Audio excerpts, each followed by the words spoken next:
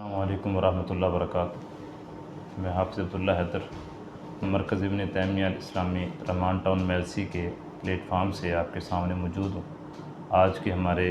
معزز مہمان محترم حافظ غلام اللہ محمدی صاحب ہیں اور النادی العلمی علمی مجلس کے لیے ہم نے ان کو آج دعوت دی ہے، اور آج کا ہمارا جو موضوع ہے وہ نظام تعلیم ہے۔ اعوذ باللہ من الشیطان الرجیم، قل هل يستوي الذین یعلمون والذین لا یعلمون۔ مرکز ابن تیمیہ کے ذمہ داران اساتذہ کے آج کی اس مجلس میں جس بات پر ہم گفتگو کرنے جا رہے ہیں اس کا تعلق دور حاضر میں موجودہ نظام تعلیم کے ساتھ ہے۔ وہ نظام تعلیم عصری اور سیاسی تعلیم ہے یا کتاب و سنت کی علوم اسلامیہ ہے۔ اس کا مختصر خلاصہ تو یہ ہے کہ اصل علم جس کو اللہ نے قرآن مقدس میں علم سے منسوب کیا ہے، وہ علم اس وحی کا نام ہے جو اللہ عز و جل نے انسانیت کی فلاح کے لیے اور ہدایت کے لیے، جس سے ان کی دنیا بھی اللہ کی رضا والی بن جائے اور آخرت بھی اللہ کی رضا پر مبنی ہو اور ان کا انجام اللہ کی جنت ہو۔ وہ علم تو اللہ کی وحی ہے جو اللہ کے نبیوں کے ذریعے انسانیت کی ہدایت کے لیے ان تک اللہ نے پہنچایا ہے۔ وہ علم وہ علوم شریعہ ہے۔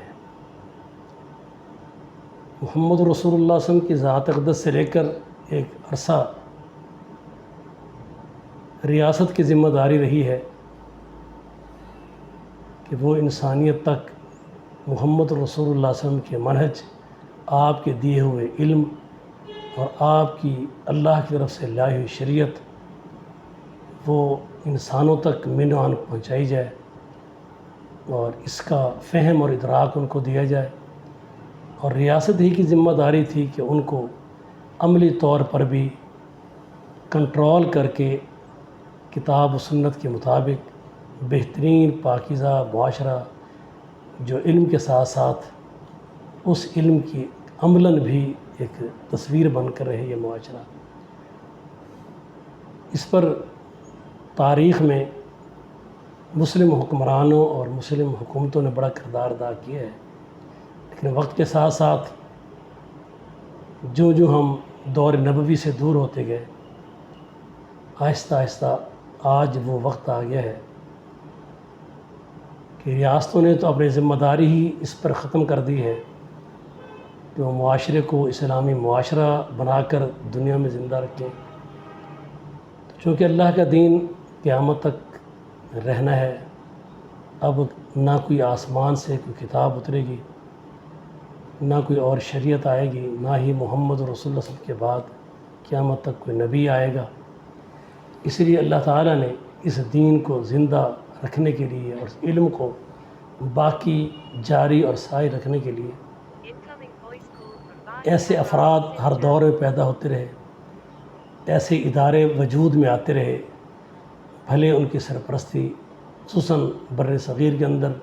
اور پاکستان میں ریاست نے کبھی نہیں کی، لیکن پھر بھی کچھ تنظیمیں، ادارے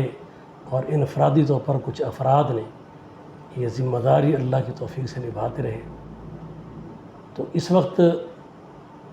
اس علم کے حصول کے لیے اور اس علم کو لوگوں تک پہنچانے کے لیے کہاں کہاں پر ایک کوئی کوتاہی یا کوئی گیپ موجود ہے جس کو دور کرنا چاہیے، اور اس علم کو صحیح طریق پر جو کہ آسمانی الہامی علم ہے تو اس کو کیسے اور کس طریقے سے جو پہنچایا جائے یا جو پہنچایا جا رہا ہے اس میں مزید کیسے بہتری لائی جائے، تو آج اس کے لیے بیٹھے ہیں انشاءاللہ العزیز۔ ایز اے طالب علم اپنی بساط میں جو کچھ ہوگا ہم عرض کریں گے۔ ہمارا آپ سے پہلا سوال ہے کہ مدرسہ کے نظام تعلیم کے حوالے سے آپ کیا کہنا چاہتے ہیں، اس میں کچھ روشنی ڈال۔ مدرسہ کے اندر ایک جو نظام تعلیم تشکیل دیا گیا ہے، خصوصاً جو وفاق المدارس کی طرف سے مدارس کے اندر جو نصاب تعلیم رائج ہے، لامحالہ اس پر کوئی تنقید تو نہیں کی جا سکتی، کیونکہ ہم سے کہیں علم و عمل میں، زہد و تقوی میں بہتر شخصیات نے اس علم کے نصاب کو تشکیل دیا ہے۔ اس میں جو میں سمجھتا ہوں کہ اس کے اندر اسی نصاب کو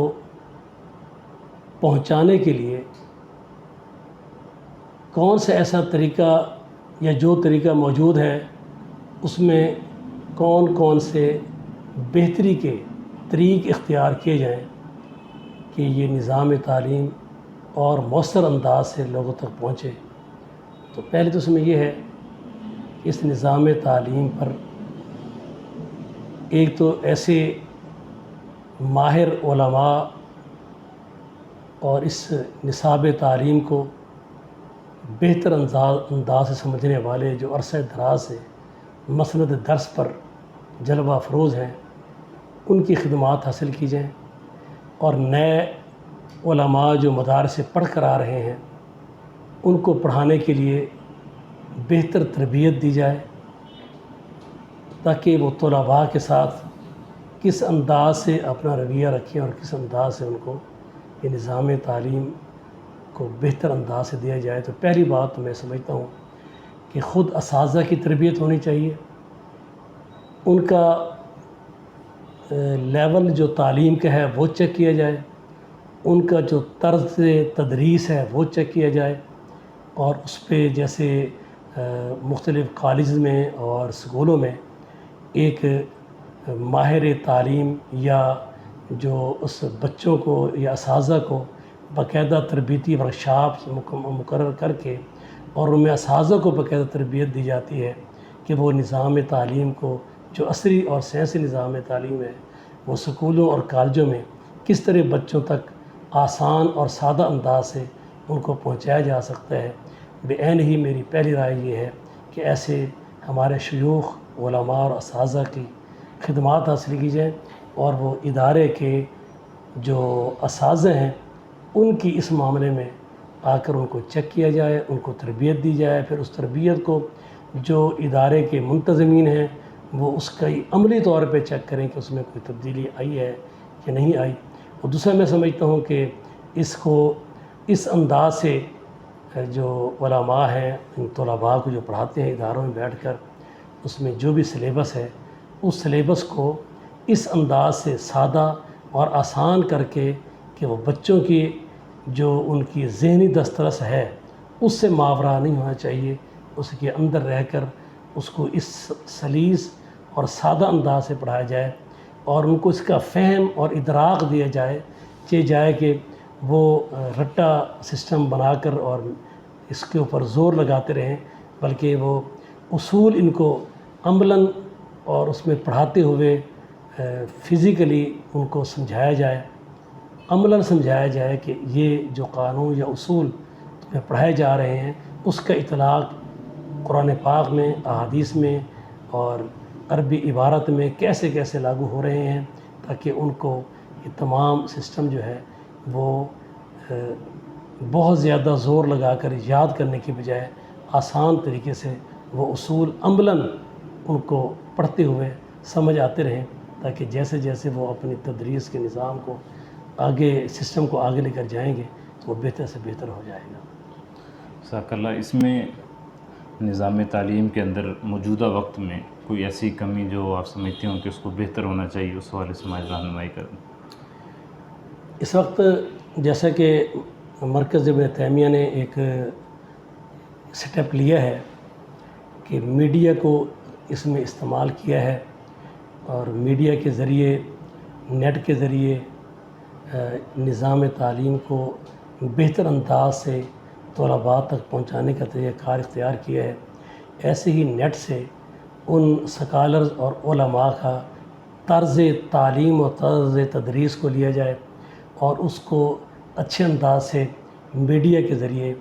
یہ جو پروجیکٹر ٹائپ کوئی ہوتا ہے اس کے مطابق ان کو وہاں پر کلاسوں کے اندر اور اساتذہ اور طلباء کے لیے علیحدہ علیحدہ وہ ایک تربیتی ورکشاپس کا سسٹم بنایا جائے، تاکہ نظام تعلیم کو پڑھانے میں جو کچھ دشواری ہیں وہ دور کی جا سکیں۔ جزاک اللہ۔ آج کل ایک بڑا ہاٹ ٹاپک ہے تشدد کے حوالے سے، اکثر اداروں کے اندر یہ اساتذہ جو ہیں وہ بڑی سختی کرتے ہیں، اس حوالے سے آپ کی کیا رائے ہے کہ اس کی کس حد تک گنجائش ہے اور ہمیں اس کے لیے کیا لائے عمل اختیار کرنا چاہیے؟ ہمیں محمد رسول اللہ صلی اللہ علیہ وسلم کے زمانے میں، بلکہ میں اس پر بھی ادارے کے ذمہ داران سے کہوں گا کہ جتنے بھی دینی مدارس ہیں وہ اپنے اساتذہ اور طلباء کے درمیان جو سٹیٹس کی غیر ضروری تفریق ہے، میری مراد یہ نہیں کہ اساتذہ کا احترام جو ہے اس میں کہیں کمی آئے یا اس کا خاص طور پہ خیال نہ رکھا جائے، اس سے تو نہ ہمارا دین اجازت دیتا ہے اور نہ ہی ہمارے اس علم میں اگر کوئی ایسی کوتاہی ہو تو نہ ہی اس کی کوئی برکات ہم حاصل کر سکتے ہیں۔ لیکن کم از کم ایک اساتذہ اور طلباء کے درمیان غیر ضروری تفریق نہیں ہونی چاہیے، غیر ضروری دوری نہیں ہونی چاہیے، اور پھر اس پر علماء کو خاص کر نبی صلی اللہ علیہ وسلم کی وہ سیرت جو بچوں کے ساتھ اللہ کے پیغمبر کا رویہ تھا، رسول اللہ صلی اللہ علیہ وسلم کا پیار کتنا تھا، اس کے لیے احادیث میں بہت زیادہ مثالیں ہیں۔ کس طرح بچے اللہ کے نبی صلی اللہ علیہ وسلم کے گرد جمع ہوتے تھے، کس طرح محمد رسول اللہ صلی اللہ علیہ وسلم بچوں کے ساتھ کس نرم لہجے اور پیار سے انہیں اللہ کا دین ان تک پہنچاتے تھے۔ ہمیں صغار صحابہ کی ایک پوری لسٹ احادیث سے ملتی ہے، جو بچپنا تھا ان کا، لیکن محمد رسول اللہ صلی اللہ علیہ وسلم سے انہوں نے بہت اعلیٰ دین سیکھا ہے اور امت تک پہنچایا ہے۔ اور ہمیں کہیں بھی، اور اس طرح صحابہ ہیں جیسے ہمارے جو سلف ہیں، ائمہ دین ہیں، امام مالک رحمۃ اللہ علیہ، دوسرے ان کے دور کے ائمہ اور ہمارے جو اسلاف ہیں، وہ ہمیں یہ بات بتاتے ہیں کہ کس طرح ہم بچے ہوتے تھے اور ہم کس طریقے سے ہمیں اللہ کا دین سکھایا جاتا تھا۔ جیسے سیدنا عمر بن عبدالعزیز رحمۃ اللہ علیہ کا واقعہ آتا ہے، وہ ایک بندے سے ناراض ہو گئے کہ تو نے نبی علیہ السلام کی سنت نماز شروع کرتے، رکوع جاتے، رکوع سے اٹھتے، جو رفع الیدین اللہ کے پیغمبر کی پیارا طریقہ ہے، اس پر اس نے اس عمل کو اختیار کرنے پر اپنے کسی عزیز پر سختی کی یا تشدد کیا۔ سیدنا عمر بن عبدالعزیز رحمۃ اللہ علیہ نے اس سے ملاقات کرنے سے انکار کر دیا، جو غالباً امام بخاری رحمۃ اللہ علیہ نے اپنے جز رفع الیدین میں اس کو ذکر کیا ہے۔ تو اس سے معلوم یہ ہوتا ہے، اگر عمر بن عبدالعزیز فرماتے ہیں کہ ہمیں بچپن میں نبی صلی اللہ علیہ وسلم کا طریقہ نماز جب سکھایا جاتا تھا تو ہمیں رفع الیدین کی بھی باقاعدہ تعلیم دی جاتی تھی۔ ایسے ہی سیدنا محمود بن ربیع ہیں رضی اللہ تعالیٰ عنہ، بڑے کم عمر صحابی تھے، انہوں نے رسول اللہ صلی اللہ علیہ وسلم کی کچھ احادیث اور تعلیم اللہ کے پیغمبر کی امت کو بتائی ہے۔ میری مراد یہ ہے کہ ایسے سیدنا عبداللہ بن عباس ہیں، عبداللہ بن زبیر ہیں، انہوں نے اپنے بچپن میں محمد رسول اللہ صلی اللہ علیہ وسلم کی صحبت اور قربت اختیار کی ہے۔ پھر اصحاب رسول سے تابعین نے اور ان کے بچوں نے اللہ کا دین سیکھا ہے۔ تو ہمیں کہیں ایسا نہیں ملتا کہ ان بچوں کی عزت نفس کو مجروح کیا جاتا ہو، ان کے وقار کو مجروح کیا جاتا ہو، یا ان پر جسمانی تشدد کیا جاتا ہو، یا ان پر ذہنی تشدد کیا جاتا ہو اور ان کو معاشرے کے اندر ایک مفلوج فرد بنا دیا جاتا ہو، بلکہ یہ وہ لوگ تھے جو بچپن میں جنہوں نے اللہ کے نبی صلی اللہ علیہ وسلم اور صحابہ کے ساتھ تدریس کا معاملہ جن کا رہا ہے، انہوں نے دنیا کے اندر تہذیبوں کو بدلا ہے اور دنیا میں اسلامی تہذیب کو اجاگر کیا ہے۔ تو ہمیں کہیں نہیں ملتا کہ یہ تشدد کا راستہ جو خاص کر بر صغیر میں استعمال کیا گیا ہے، اور اس کی وجہ سے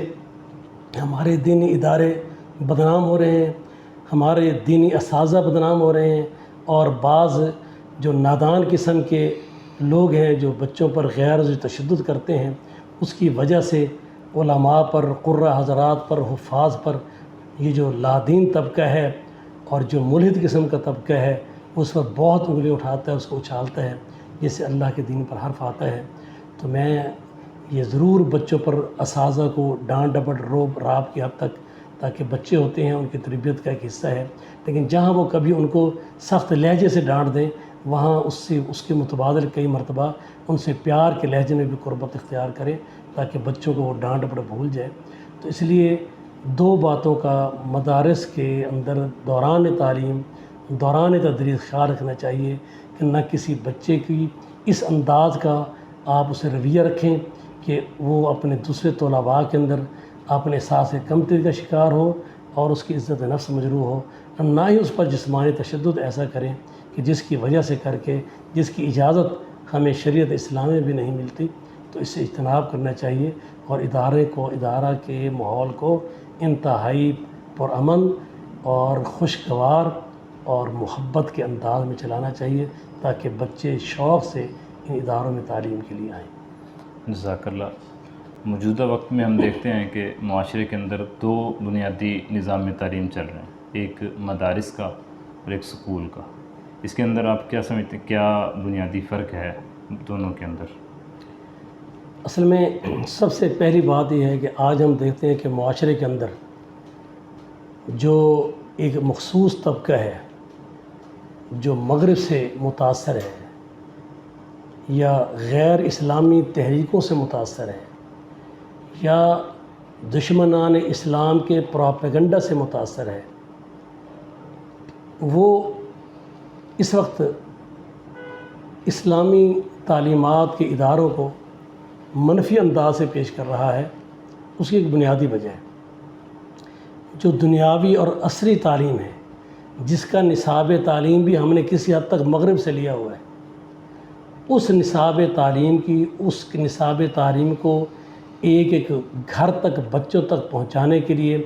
تمام تر ذمہ داری ریاست نے اختیار کی ہوئی ہے۔ بہترین تنخواہیں ہیں، وظائف ہیں، طلباء کی دلجوئی ہے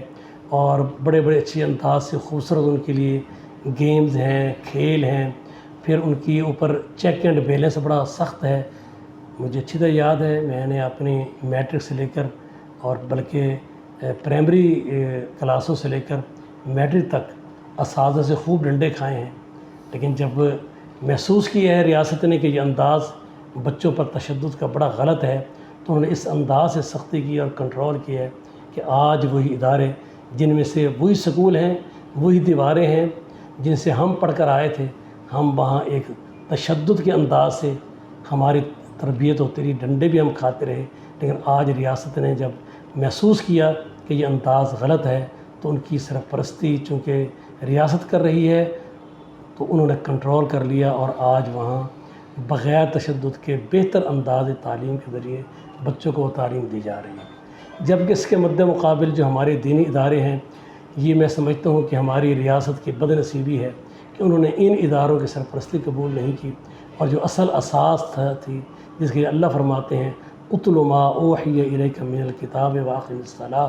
جس کی تلاوت کا، پڑھنے کا، افلا یتدبرون القرآن، غور کرنا اور اس سے دنیا کی تہذیبوں کو اسلامی تہذیب کے اندر کنورٹ کر دینا، اس معاملے کے اندر چونکہ ہمیں ریاست کی سرپرستی نہیں ہے، تو میں یہ گزارش کروں گا کہ ہمارے ان اداروں کو چاہیے کہ وہ گورنمنٹ کے اندر جو سکولوں کا نصاب تعلیم ہے اس کا کسی حد تک اہتمام اپنے دینی اداروں میں کریں، تاکہ جو یہ ذہن ایک مغربی ذہنیت سے متاثر جو طبقہ ہے، اس نے جو یہ انداز اختیار کیا ہوا ہے کہ علوم اسلامیہ حاصل کرنے والے اور کتاب و سنت کی تعلیمات جن اداروں میں دی جاتی ہے، یہ وہ بچے ہیں جو پڑھ کے یہاں سے آتے ہیں تو وہ معاشرے کے اندر کوئی اپنے معاش کا بہتر طریقہ اختیار نہیں کر سکتے، معاشرے کے اندر اپنے بزنس اور معاملات کے لحاظ سے، وہ اکاؤنٹس کے لحاظ سے، وہ سائنس کے لحاظ سے کوئی اچھا کردار ادا نہیں کر سکتے۔ اس لیے والدین اس نظام تعلیم میں مدارس سے باوجود یہ چاہنے کے کہ ہمارے بچے جہاں اچھی دنیا کی تعلیم حاصل کریں وہاں اچھے مسلمان بھی بن جائیں، اس شوق کے باوجود بھی وہ دنیا کو ترجیح دے دیتے ہیں اور اپنے بچوں کو دینی اداروں میں جو انتہائی ذہین اور بڑے انٹیلیجنٹ بچے ہوتے ہیں ان کو بھیجنے سے گریزاں ہیں۔ تو میری ایک یہ بھی گزارش ہے کہ ہمارے جو دینی ادارے ہیں ان کو چاہیے کہ وہ عصری اور سائنسی تعلیم کا بھی اپنے اداروں میں اس حد تک انتظام ضرور کریں کہ وہ بچہ جب پڑھ کے آئے تو وہ جب سٹیج پہ آئے تو جہاں وہ بہترین کتاب و سنت کا عالم ہو تو وہ دور حاضر کے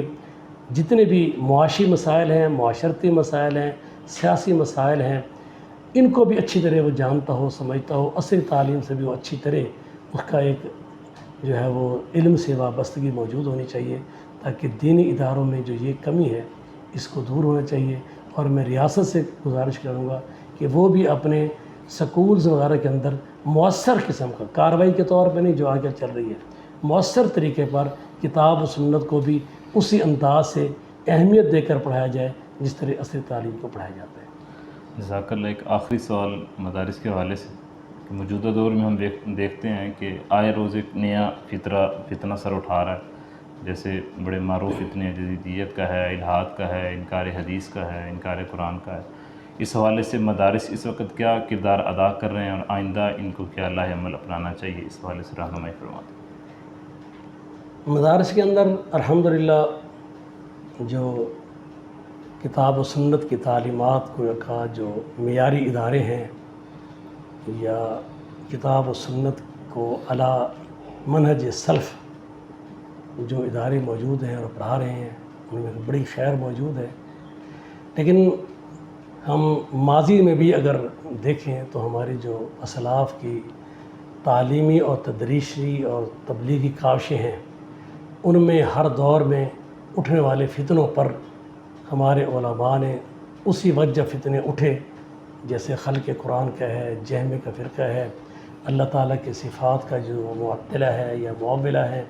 اس قسم کے جب بھی یہ فتنے اٹھتے رہے تو اہل علم نے اس وقت ان پر صحیح طور پہ محنت کی اور انہیں علمی رنگ میں تدریسی طور پر طلباء کے سامنے رکھا، جس سے بڑے بڑے فتنے نے سر اٹھایا اور انہی مدارس کے مسندوں پر بیٹھنے والے علماء نے ان کی بےخونی کی اور ان تمام جو اس وقت کے فتنے تھے ان کو ختم کیا اور مسلمانوں کو ان سے بچا کے رکھا۔ تو آج کے دور میں بھی میری یہ گزارش ہے کہ ابھی جو ہمارے سامنے ایک دفاع صحابہ اور اہل بیت پر مجھے ایک بڑی خوشی ہوئی ہے کہ متفقہ طور پر جو علماء اہل سنہ اہل حدیث ہیں انہیں بڑی اپنی بہت ایک خوبصورت انداز سے اور ایک علمی دستاویز کے طور پر ایک ایسا اعلامیہ جاری کیا ہے کہ اگر میں گزارش کروں گا کہ اس اعلامیہ کو باضابطہ طور پر مدارس کے نصاب میں شامل کیا جائے اور اس کی جو ایک مختصر کر کے فتاویٰ جاری کیا گیا ہے اس کی بیک پر جو کتاب و سنت اور سلف کے اقوال کی بنیاد پر اسے مرتب کیا گیا ہے اس کی باقاعدہ علمی طور پر اداروں کے اندر ایک مضمون کا اس کو حصہ بنایا جائے تدریس کا، تاکہ بچے نوجوان جب آخری سالوں میں جا کر صحیح بخاری مکمل کر رہے ہوں تو ان فتنوں سے مکمل طور پر آگاہ ہوں۔ اور اس سے پہلے میری یہ بھی ایک تجویز ہے کہ ہمارے جو اس دور حاضر جتنے بھی فتنے ہیں ہر فتنے پر فتنہ انکار حدیث ہے، فتنہ جو ہے وہ اس کا جیسے قرآن مقدس اور رسول اللہ صلی اللہ علیہ وسلم کی احادیث پر جو غیر اس کا بندے اللہ کی کتاب پر اللہ کے پیغمبر حدیث پر جو طعن کر رہے ہیں اور ایک نئے الہادی فتنے سر اٹھا رہے ہیں اس پر بھی اور اصحاب رسول پر بھی اور خصوصی طور پہ اپنے اکابرین کے اقوال پر کتاب و سنت کے واضح نصوص کو بھی نظر انداز کر دینا، ان تمام فتنوں پر جہاں جہاں کام ہو رہے ہیں اس کو ایک بڑے بہترین منظم طریقے سے اداروں کے اندر بھی تربیتی ورکشاپیں بنا کر علماء کو اور خاص کر جو خطباء ہیں جمعے پڑھانے والے ہیں یا سٹیجوں پر جا کر لوگوں کے اندر کانفرنسوں پر خطاب کرتے ہیں، ان علماء کی بھی باقاعدہ طور پر ان فتنوں سے آگاہی اور ان کا رد کتاب و سنت کی روشنی میں اور صحیح منہجی طور پر جو سلف کا صحابہ تابعین کا منہج کتاب و سنت سے ہے اور یہ قیامت تک انشاءاللہ قائم و دائم رہے گا، تو اس کے باضابطہ طور پر تدریسی انداز سے اور تربیتی انداز سے ان کو مکمل آگاہی حاصل ہونی چاہیے، تاکہ جس مقام پر بھی جو ایک خطیب اور عالم کام کر رہا ہے وہ اس پر اچھی طرح اس سے کم از کم اتنا آشنا ہو کہ اس کے جو سامعین ہیں یا اس کے قرب و جوار کے لوگ ہیں، اگر وہ کسی فتنے کا شکار ہونے لگیں تو وہ ان کو